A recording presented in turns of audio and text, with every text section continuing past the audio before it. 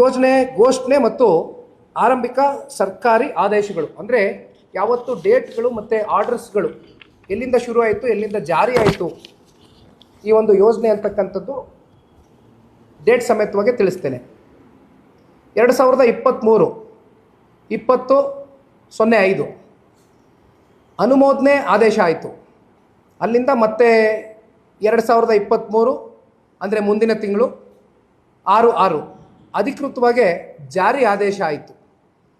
ಮತ್ತೆ 2023 17/7 ಅನುಷ್ಠಾನದ ಮಾರ್ಗಸೂಚಿಯು ಕೂಡ ಬಂತು. ಅಲ್ಲಿಂದ ಆಗಸ್ಟ್ 30ನೇ ತಾರೀಕು 2023 ನಗದು ವಿತರಣೆ ಚಾಲನೆ ಆಯಿತು. ಇದಾದಾಗ ಮೈಸೂರಿನಲ್ಲಿ ಒಂದು ದೊಡ್ಡ ಮಟ್ಟದ ಬೃಹತ್ ಸಮಾರಂಭವನ್ನು ಮಾಡ್ತಾರೆ. ಅಂದರೆ ಅಲ್ಲಿ ಮೊದಲನೇ ಕಂತನ್ನು ಬಿಡುಗಡೆ ಮಾಡ್ತಕ್ಕಂಥದ್ದಕ್ಕೆ ಗೃಹಲಕ್ಷ್ಮಿ ಯೋಜನೆಯನ್ನು ಮುಂದಿಟ್ಕೊಂಡು ಅದನ್ನು ಜಾರಿಗೊಳಿಸಿ ಆಗಸ್ಟು 30ನೇ ತಾರೀಕು 2023ರಲ್ಲಿ ಇದು ಮೊದಲನೇ ಕಂತು 2,000 ರೂಪಾಯಿ ಕೊಡ್ತೇವೆ ಅಂತಕ್ಕಂಥದ್ದು ಅಧಿಕೃತವಾಗಿ ಚಾಲನೆಯನ್ನು ಕೊಡ್ತಕ್ಕಂಥದ್ದು ಮೈಸೂರು ಜಿಲ್ಲೆಯಿಂದ ಪ್ರಾರಂಭ ಆಯಿತು. ಈಗ ಇಲ್ಲಿ ಪ್ರಶ್ನೆ ಇರ್ತಕ್ಕಂಥದ್ದು 2023 ಮತ್ತು 24ರ ಸಾಲು ಆಗಸ್ಟ್ ತಿಂಗಳಲ್ಲಿ ಶುರುವಾದಂಥದ್ದು. ನಮ್ಮ ಫೈನಾನ್ಷಿಯಲ್ ಇಯರ್ ಎಂಡ್ ಅಂದರೆ ನಾವು ಮಾರ್ಚ್ವರೆಗೂ ಭಾವಿಸ್ತೇವೆ. ಸೊ ಆಗಸ್ಟ್ರಿಂದ ಮಾರ್ಚು ಅಂತಕ್ಕಂಥದ್ದನ್ನ ನಾವು ಲೆಕ್ಕಾಚಾರ ಮಾಡಿ ಹೇಳ್ತಕ್ಕಂಥದ್ದಾದರೆ ಸರಿ ಸುಮಾರು 8 ತಿಂಗಳು ಮೊದಲನೇ ವರ್ಷ ಅಂದರೆ 8 ಕಂತು ಪೇಮೆಂಟ್ ಕೊಟ್ಟಿದ್ದಾರೆ. ನಮ್ಮದೇನು ತಕರಾರಿಲ್ಲ, ಪೇಮೆಂಟ್ ಹೋಗಿದೆ ಅಂತಕ್ಕಂಥದ್ದು ನಮ್ಮ ಗಮನಕ್ಕೆ ಬಂದಿರತಕ್ಕಂಥ ವಿಚಾರ. ಇಲ್ಲಿ ನಮ್ಮ ತಕರಾರು ನಾವು ಎಲ್ಲಿ ರೈಸ್ ಮಾಡ್ತಾ ಇದ್ದೀವಿ ಜನರ ಪರವಾಗಿ ಅಂದರೆ 2024 ಮತ್ತು 25ರ ಸಾಲು ಆರ್ಥಿಕ ವರ್ಷ. ದಯವಿಟ್ಟು ಇದನ್ನು ಭಾಳ ಸೂಕ್ಷ್ಮವಾಗಿ ತಾವು ಪರಿಗಣಿಸಬೇಕು. ಅಂದಾಜು ಆ್ಯಸ್ ಇಟ್ ಈಸು 1,28,00,000 ಮಹಿಳೆಯರು ಫಲಾನುಭವಿಗಳು ಅಂತಕ್ಕಂಥದ್ದು ಪ್ರತಿ ವರ್ಷವೂ ಕೂಡ ಇದೊಂದು ಅಂದಾಜಿನ ಮೇಲೆ ಕೊಡ್ತಾ ಹೋಗ್ತಾ ಇದ್ದಾರೆ. ಇಲ್ಲಿ ಪ್ರಶ್ನೆಯಲ್ಲಿ ಉದ್ಭವ ಆಗ್ತಾ ಇದೆ ಅಂದರೆ 2024-25ರ ಸಾಲಿನಲ್ಲಿ ಕೇವಲ 10 ತಿಂಗಳು ಕಂತು ಮಾತ್ರ ಕೊಟ್ಟಿದ್ದಾರೆ. ತಿಂಗಳಿಗೆ 1 ಕಂತು, 12 ತಿಂಗಳಿಗೆ 12 ಕಂತು. 12 ಕಂತು ಕೊಡುವಂಥ ಕಡೆ ಸಾಲು 2024-25ರಲ್ಲಿ ಫೆಬ್ರವರಿ ಮತ್ತು ಮಾರ್ಚ್, ದಯವಿಟ್ಟು ನೋಟ್ ಮಾಡ್ಕೊಳ್ಳಿ, ಫೆಬ್ರವರಿ ತಿಂಗಳು ಮತ್ತು ಮಾರ್ಚ್ ತಿಂಗಳು ಇವೆರಡೂ ತಿಂಗಳ ಹಣಕಾಸು ಹೆಚ್ಚು ಕಮ್ಮಿ ಸರಿಸುಮಾರು 5,000 ಕೋಟಿಯಷ್ಟು 2 ತಿಂಗಳ ಹಣಕಾಸು ಗೃಹಲಕ್ಷ್ಮಿ ಯೋಜನೆ ಹೆಣ್ಣು ಮಕ್ಕಳ ಖಾತೆಗಳಿಗೆ ಜಮಾ ಆಗಲಿಲ್ಲ. 2024-25 10 ತಿಂಗಳು ಕಂತು ಕೊಟ್ಟಿರೋದು. ಅಲ್ಲಿಂದ ಮುಂದೆ ಹೋಗ್ತೀನಿ. ಎಸ್, ಬಹಳ ಮುಖ್ಯವಾದಂಥ ವಿಚಾರ ಏನಂದರೆ ಬಡ್ಜೆಟ್ನಲ್ಲಿ ಪ್ರಾವಿಷನನ್ನು ತೋರಿಸ್ಕೊಂಡಿದ್ದಾರೆ. ಆದರೆ ಈ ಬಡ್ಜೆಟ್ನ ಪ್ರಾವಿಷನ್ನ ತೋರಿಸ್ಕೊಂಡಿಯೂ ಕೂಡ ಹಣಕಾಸು 5,000 ಕೋಟಿ ತಲುಪಿಲ್ಲ. ಅಂದರೆ ಐದರ್ ನೀವು ಇದನ್ನು ಕ್ಯಾರಿ ಫಾರ್ವರ್ಡ್ ಮಾಡಿರಬೇಕು, ಇಲ್ಲ ಅಂತ ಹೇಳಿದ್ರೆ ಯಾವಾಗ ಕೊಡ್ತೀವಿ ಅನ್ನೋದಾದರೂ ಹೇಳಬೇಕು, ಅಥವಾ ಈ 5,000 ಕೋಟಿ ಬೇರೆ ಇನ್ಯಾವುದಾದ್ರೂ ಇಲಾಖೆಗೆ ಏನಾದರೂ ವರ್ಗಾವಣೆ ಮಾಡ್ಕೊಂಡಿದ್ದೀರಾ, ಕ್ಯಾಬಿನೆಟ್ಟಲ್ಲಿ ಏನಾದರೂ ಮುನ್ನೆಲೆಗೆ ಬಂದು ಇದೇನಾದರೂ ಚರ್ಚೆ ಮಾಡ್ಕೊಂಡಾಗಿದೆಯಾ, ಇದಿಷ್ಟು ವಿಚಾರದ ಬಗ್ಗೆ ಸರ್ಕಾರ ದಯಮಾಡಿ ನಮ್ಗೆ ಉತ್ತರ ಕೊಡಬೇಕು. ಇಲ್ಲಿಂದ ಅಗೇನ್ ನಾನು ಇನ್ನೊಂದಿಷ್ಟು ವಿವರಗಳನ್ನ ತಿಳಿಸ್ಲಿಕ್ಕೆ ಬಯಸ್ತೇನೆ. 2024-25ನೇ ಸಾಲಿನ ಆರ್ಥಿಕ ಲೆಕ್ಕಾಚಾರದ ವಸ್ತುಸ್ಥಿತಿ ವಿವರಗಳು. ಆರ್ಥಿಕ ಲೆಕ್ಕಾಚಾರದ ಪ್ರಕಾರ ಒಂದು ವರ್ಷಕ್ಕೆ 28,000 ಕೋಟಿ, 28,500 ಕೋಟಿ, ಸ್ಪೆಸಿಫಿಕಲಿ ಹೇಳೋದಾದರೆ 28,608.40 lakhs ಇಲ್ಲಿವರೆಗೂ ಇಷ್ಟು ಸರ್ಕಾರ ಕೊಡಬೇಕಾಗಿತ್ತು. ಆದರೆ 10 ತಿಂಗಳು ಖರ್ಚಾದ ವಾಸ್ತವ ಮೊತ್ತ 23,000 ಕೋಟಿ. 23,000 ಕೋಟಿ ಅಂದರೆ ಅದರಲ್ಲಿ 608.40. ಅಂದರೆ ಎಷ್ಟೋಯ್ತು ಇಲ್ಲಿಗೆ? ನಿಮ್ಮ ಲೆಕ್ಕಾಚಾರ ನಮ್ಮ ಲೆಕ್ಕಾಚಾರದಲ್ಲಿ 5,000 ಕೋಟಿ ಮಿಸ್ ಆಯಿತು. ಎಲ್ಲೋಯ್ತು 5,000 ಕೋಟಿ? ಎಲ್ಲೋಯ್ತು? ಫೆಬ್ರವರಿ ಮಾರ್ಚ್ ತಿಂಗಳಲ್ಲಿ ಕೊಡಬೇಕಾದಂಥ 5,000 ಕೋಟಿ ಸಾಲು 2024-25ರ ಗಡಿಯಲ್ಲಿ ಅದನ್ನು ಎಲ್ಲಿ ವರ್ಗಾಯಿಸಿದ್ದೀರಿ, ಎಲ್ಲಿ ಹೋಗಿದೆ, ಎಲ್ಲಿ ಮಾಯ ಆಗಿದೆ, ಯಾರು ತಿಂದು ತೇಗಿದ್ದಾರೆ?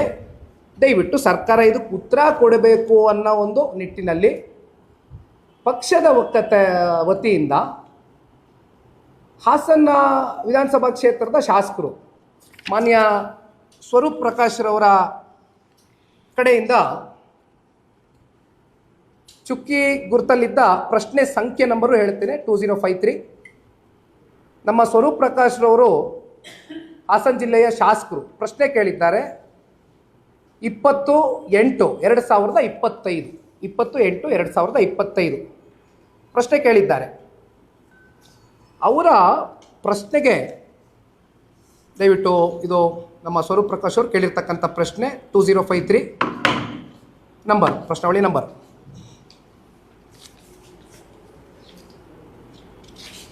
ಕೊನೆಗೆ ಉತ್ತರ ನೀಡಿದ್ರು ಮಾನ್ಯ ಮಹಿಳಾ ಮತ್ತು ಮಕ್ಕಳ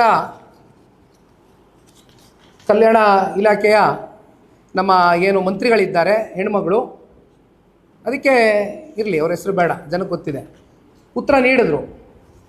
ಉತ್ತರ ಏನಂತ ನೀಡ್ತಾರೆ? ಲಿಖಿತ ಉತ್ತರ ಸರ್ಕಾರ ಕೊಡುತ್ತೆ. ಯೋಜನೆ ಆರಂಭವಾಗದಿನಿಂದನೂ ಜೂನು 2025 ಒಟ್ಟು 21 ಕಂತುಗಳು. ದಯವಿಟ್ಟು ಇದು ನೋಟ್ ಮಾಡ್ಕೊಳ್ಳಿ ಪಾಯಿಂಟು.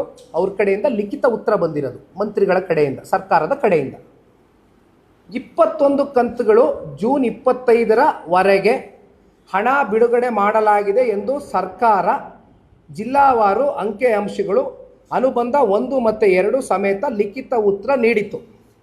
ಎಷ್ಟು? 21 ಕಂತು ಕೊಟ್ಟಿದ್ದೀವಿ ಅಂತ ಹೇಳ್ತದೆ ಸರ್ಕಾರ ಲಿಖಿತ ಉತ್ತರದಲ್ಲಿ. ಫ್ಲೋರ್ ಆಫ್ ದ ಹೌಸಲ್ಲಿ, ಎಸ್, ಫ್ಲೋರ್ ಆಫ್ ದ ಹೌಸಲ್ಲಿ. ಆದರೆ ಈ ಅಧಿಕೃತ ದಾಖಲೆಯನ್ನು ಸೂಕ್ಷ್ಮವಾಗಿ ವಿಶ್ಲೇಷಣೆ ಮಾಡಿದಾಗ ಸರ್ಕಾರದ ಅಸಲಿ ಕಳ್ಳಾಟ ಬಯಲಿಗೆ ಬರುತ್ತೆ. ಯೋಜನೆ ಆರಂಭವಾದ 2023-24 ಸಾಲಿನಲ್ಲಿ 8 ಕಂತುಗಳು ನೀಡಿದ್ದು ಸರ್ಕಾರ. Okay, we are not having any issues about it, ನಮ್ದೇನು ತಕರಾರಿಲ್ಲ. ಆ ನಂತರದ ತಕರಾರು ಇರ್ತಕ್ಕಂಥದ್ದು, ಇಶ್ಯೂ ರೇಸ್ ಆಗಿರ್ತಕ್ಕಂಥದ್ದು 2024-25 ಸಾಲಿನಲ್ಲಿ ವಿತರಿಸಿರುವುದು ಕೇವಲ 10 ತಿಂಗಳ ಕಂತು ಮಾತ್ರ. ಸೊ ಅಲ್ಲಿಗೆ ಅವ್ರು ಹೇಳಿದ್ದೇನು, 21 ತಿಂಗಳು ಕಂತು ಕೊಟ್ಟಿದ್ದೇವೆ ಅಂತಕ್ಕಂಥದ್ದು ಲಿಖಿತ ಉತ್ತರದ ಮೂಲಕ ಸರ್ಕಾರ ಕೊಟ್ಟಿರ್ತಕ್ಕಂಥ ಆನ್ಸರ್. ಬಟ್ ಆದರೆ ಇಲ್ಲಿ ಮಿಸ್ ಆಗಿರ್ತಕ್ಕಂಥ ಆ 2 ತಿಂಗಳು ಕಂತನ್ನು ಅವರು ಹೇಳ್ದಿರ ಅದನ್ನು ಒಳಗಡೆನೆ ಮುಚ್ಚಿಟ್ಕೊಂಡು ಫ್ಲೋರ್ ಆಫ್ ದ ಹೌಸಲ್ಲಿ ಸದನದ ಒಳಗಡೆ ನಿಂತ್ಕೊಂಡು ಕನ್ಸರ್ನ್ಡ್ ಮಿನಿಸ್ಟರು, ಸರ್ಕಾರ ಇದು ಸುಳ್ಳನ್ನು ಹೇಳಿರ್ತಕ್ಕಂಥದ್ದು. ಬಹುಶಃ ಈ ನಾಡಿನ ಹೆಣ್ಮಕ್ಳಾಗಲಿ ತೆರಿಗೆದಾರರಾಗಲಿ ಯಾರು ಕೂಡ ಇದನ್ನು ಕ್ಷಮಿಸ್ತಕ್ಕಂಥ ಒಂದು ವಿಚಾರ ಅಲ್ಲ. ಕಾರಣ ಇದು 1 ರೂಪಾಯಿ ಅಲ್ಲ, 2 ರೂಪಾಯಿ ಅಲ್ಲ, 5,000 ಕೋಟಿಯಷ್ಟು ಮಿಸ್ಮ್ಯಾನೇಜ್ಮೆಂಟ್ ಆಗಿದೆ. It's A huge amount. ಇದಾದ ನಂತರ ಬೆಳಗಾವಿಯಲ್ಲಿ ಅಧಿವೇಶನ ನಡೆಯುತ್ತೆ, ತಮಗೆ ಗೊತ್ತಿದೆ. ಬೆಳಗಾವಿ ಅಧಿವೇಶನದಲ್ಲೂ ಕೂಡ ಇಶ್ಯೂ ರೇಸ್ ಆಗುತ್ತೆ. ಇಶ್ಯೂ ರೇಸ್ ಮಾಡಿದಂಥದ್ದು ವಿರೋಧ ಪಕ್ಷದ ನಾಯಕರು ಕೂಡ ಇದ್ದರು ಸದನದಲ್ಲಿ, ಅವರು ಕೂಡ ಚರ್ಚೆ ಮಾಡಿದ್ರು. ಅವ್ರ ಜೊತೆಯಲ್ಲಿ ನಮ್ಮ ಮಿತ್ರ ಪಕ್ಷದ ಭಾರತೀಯ ಜನತಾ ಪಾರ್ಟಿಯ ನಮ್ಮ ಮಹೇಶ್ ತೆಂಗಿನಕಾಯಿ ಅವರು, ಅವ್ರಿಗೆ ಈ ಸಂದರ್ಭದಲ್ಲಿ ನಾನು ಅಭಿನಂದನೆ ಸಲ್ಲಿಸಲಿಕ್ಕೆ ಬಯಸ್ತೇನೆ. ಅವರಲ್ಲಿ ಇದ್ದಂಥ ಕೆಲವೊಂದಷ್ಟು ರಾಜ್ಯದ ಹೆಣ್ಮಕ್ಳ ಪರವಾದಂಥ ಅನುಮಾನಗಳು ಏನು ಕಾಡ್ತಾ ಇತ್ತು, ಅವರು ಪ್ರಶ್ನೆಯನ್ನು ಕೇಳ್ತಾರೆ. ಕೊಡಿ ಅಣ್ಣ ಅವ್ರದ್ದು ಒಂದು. ಮಹೇಶ್ ತೆಂಗಿನಕಾಯಿ ಅವರು ಭಾರತೀಯ ಜನತಾ ಪಾರ್ಟಿಯ ಶಾಸಕರು. ಅವರು ನಾಡಿನ ಹೆಣ್ಮಕ್ಳ ಪರವಾಗಿ ಪ್ರಶ್ನೆ ಕೇಳ್ತಾರೆ. ಇದು ಯಾರಿಗೆ ಕೇಳ್ತಾರೆ? ಫೈನಾನ್ಸ್ ಡಿಪಾರ್ಟ್ಮೆಂಟಿಗೆ ಕೇಳ್ತಾರೆ, ACSಗೆ ಕೇಳ್ತಾರೆ. ಯಾವ ಒಂದು ಫೈನಾನ್ಸ್ ಡಿಪಾರ್ಟ್ಮೆಂಟ್ನ ಪ್ರಧಾನ ಕಾರ್ಯದರ್ಶಿಗಳಿದ್ದಾರೆ, ACSಗೆ ಪ್ರಶ್ನೆ ಕೇಳ್ತಾರೆ, ಹಲವಾರು ಪ್ರಶ್ನೆಗಳನ್ನ ಕೇಳ್ತಾರೆ. ಆ ಪ್ರಶ್ನೆ ಕೇಳಿದ್ದು ಯಾವಾಗ ಇವರು ಅಂದರೆ, ಒಂದು ನಿಮಿಷ ಅಣ್ಣ, ಡೇಟ್ ಒಂದು ನಿಮಿಷ, ಅವ್ರ ಪ್ರಶ್ನೆ ಕೇಳಿದ ಡೇಟ್ ಹೇಳಿ. ಡಿಸೆಂಬರ್ ತಿಂಗಳು 9/12/2025. ಈಗ ನಾವು ಎಲ್ಲಿ ಬಂದು ನಿಂತಿದ್ದೀವಿ? ಹೆಚ್ಚು ಕಮ್ಮಿ 5.5 ತಿಂಗಳವರೆಗೂ ನಾವು ಬಂದು ಮುಂದೆ ದಾಟಿದ್ದೀವಿ. ಪ್ರಶ್ನೆ ಯಾವಾಗ ಕೇಳಿದ್ರು? ಕಳೆದ ವರ್ಷ ಡಿಸೆಂಬರ್ ತಿಂಗಳಲ್ಲಿ ಮಹೇಶ್ ತೆಂಗಿನಕಾಯಿ ಅವರು ಪ್ರಶ್ನೆಯನ್ನು ಕೇಳ್ತಾರೆ. ಅವರ ಒಂದು ಪ್ರಶ್ನೆಗೆ, ಅವರು ಕೇಳಿದಂಥ ಪ್ರಶ್ನೆಗೆ ನಿಮ್ಮಲ್ಲಿ ಸ್ಪಷ್ಟತೆ ಇತ್ತು ಅನ್ನೋದಾದರೆ ಇದು ಪಬ್ಲಿಕ್ ಡೊಮೈನ್ನಲ್ಲಿ ಕೂಡ ರಿಲೀಸ್ ಮಾಡಬೇಕಾಗಿರ್ತಕ್ಕಂಥ ಡಾಕ್ಯುಮೆಂಟು. ನಿಮ್ಮ ಮನೆಯಲ್ಲಿ ಮುಖ್ಯಮಂತ್ರಿಗಳ ಕಚೇರಿಯಲ್ಲಿ ಕೂತ್ಕೊಂಡು ಇಟ್ಕೊಳ್ತಕ್ಕಂಥ ಡಾಕ್ಯುಮೆಂಟೇಷನ್ ಅಲ್ಲ ಇದು. ಯಾತಕ್ಕೋಸ್ಕರ ಫ್ರಮ್ ದ ಪಾಸ್ಟ್ 5.5 months ನೀವು ಯಾತಕ್ಕೋಸ್ಕರ ಇದನ್ನು ಮುಚ್ಚಿಟ್ಕೊಂಡಿದ್ದೀರಿ? ಯಾತಕ್ಕೋಸ್ಕರ ಸರ್ಕಾರದ ಆ ಇಲಾಖೆಯ ಅಧಿಕಾರಿಗಳು ಮಾನ್ಯ ಮುಖ್ಯಮಂತ್ರಿಗಳ ಆದಿಯಾಗಿಯೂ ನಾನು ಕೇಳ್ತಾ ಇರ್ತಕ್ಕಂಥದ್ದು, ಅಂಥದ್ದು ಏನು ನಡೆದೋಗಿದೆ ಅಂತ 5.5 ತಿಂಗಳು ನಿಮಗೆ ಸಮಯ ಬೇಕು ಉತ್ತರ ಕೊಡ್ತಕ್ಕಂಥದ್ದಕ್ಕೆ. ದಯಮಾಡಿ ನಮ್ಗೆ ವಿಚಾರ ತಿಳಿಸ್ಬೇಕು. ಏನಂಥದ್ದು ಅಲ್ಲಿ ಒಳಗಡೆ ಅಂಥದ್ದು ಏನು ನಡೆದೋಗಿದೆ, ಎಲ್ಲೋಗಿದೆ ಆ ದುಡ್ಡು? ಸೊ ಇದೆಲ್ಲ ಆಯಿತು. ಇನ್ನೊಂದು ಬಹಳ ಮುಖ್ಯವಾದಂಥ ಅಂಶ, ಬೆಳಗಾವಿ ಅಧಿವೇಶನದಲ್ಲಿ ಪ್ರಶ್ನೆ ಉದ್ಭವ ಆದಾಗ again on the floor of the house ಮಾನ್ಯ ಮಂತ್ರಿಗಳು, ಈ ಸಂಬಂಧಪಟ್ಟಂಥ ಇಲಾಖೆಯ ಮಂತ್ರಿಗಳು ಒಂದು ವಿಚಾರ ಹೇಳ್ತಾರೆ. ಆರಂಭದಲ್ಲಿ ತಾಂತ್ರಿಕ ಕಾರಣಗಳನ್ನು ನೀಡಿದರೂ ದಾಖಲೆಗಳು ತೀವ್ರ ಒತ್ತಡದ ನಂತರ ಮಾನ್ಯ ಸಚಿವರು ಸದನದಲ್ಲಿ ಅಧಿಕೃತವಾಗಿ ಹೇಳುವಂತಹ ವಿಚಾರ. ಹೌದು, ಆರ್ಥಿಕ ಇಲಾಖೆಯಿಂದ ನಮಗೆ ಸಕಾಲದಲ್ಲಿ ರೊಕ್ಕ ಬ್ರ್ಯಾಕೆಟಲ್ಲಿ ಹಣ ಬಿಡುಗಡೆಯಾಗದ ಕಾರಣ ಆ 2 ತಿಂಗಳು, ಹಾಗೆ ನೋಟ್ ಮಾಡ್ಕೊಳ್ಳಿ, ಫೆಬ್ರವರಿ ಆ್ಯಂಡ್ ಮಾರ್ಚ್ ಕಂತುಗಳು ಹಣ ಫಲಾನುಭವಿಗಳಿಗೆ ಪಾವತಿಯಾಗದೇ ಇರುವುದು ನಿಜ. On the floor of the house ಮಾನ್ಯ ಸಚಿವರು ಆ ಹೆಣ್ಣುಮಕ್ಕಳನ್ನ ಪ್ರತಿನಿಧಿಸ್ತಾ ಇರ್ತಕ್ಕಂಥ ಆ ಮಹಾತಾಯಿ ಒಪ್ಕೊಂಡಿರ್ತಕ್ಕಂಥ ವಿಚಾರ ಇದು on the floor of the house. ಇಲ್ಲಿಂದ ಮುಂದಕ್ಕೆ ಹೋಗೋಣ. ಎಸ್, ಅಫ್ಕೋರ್ಸ್ ಆರ್ಥಿಕ ಇಲಾಖೆಗೆ ಪತ್ರ ಬರೆದ್ರು, ಅಲ್ಲಿಂದ ಇಲ್ಲಿವರೆಗೂ ಕೂಡ ಯಾವುದೇ ಉತ್ತರಗಳು ಸಿಕ್ಕಿಲ್ಲ. ಸೊ ಇಲ್ಲಿ ನೋಡೋಣ, ನಾನು ವೆರಿ ಸಿಂಪಲ್ ಆಗಿ ಕೇಳ್ತಕ್ಕಂಥ ಪ್ರಶ್ನೆ ಇಷ್ಟೇ.